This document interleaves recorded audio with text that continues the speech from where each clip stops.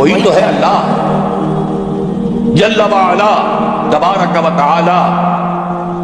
جس نے بھیجا اپنے رسول کو صلی اللہ علیہ وسلم، محمد کو صلی اللہ علیہ وسلم، وَفِدَاهُ آبَاؤُنَا وَهُمْ مَعَكُمَا بِالْهُدَىٰ وَدِينِ الْحَقِّ، دو چیزیں دے کر، الہدا ہدایت کاملہ، نوع انسانہ پیام آخری، حامل رحمت للعالمین، اور صرف الہدا نہیں، دین حق دے کر، سچا دین، منصفانہ نظام زندگی، عدل اور قسط پر مبنی نظام، یہ دونوں چیزیں دے کر بھیجا۔ کس لیے بھیجا؟ لِيُظْهِرَهُ عَلَى الدِّينِ كُلِّهِ، تاکہ غالب کرے اسے کل کے کل دین پر، پورے نظام زندگی پر۔ وَلَوْ كَرِهَ الْمُشْرِكُونَ، خواہ یہ مشرکوں کو کتنا ہی ناگوار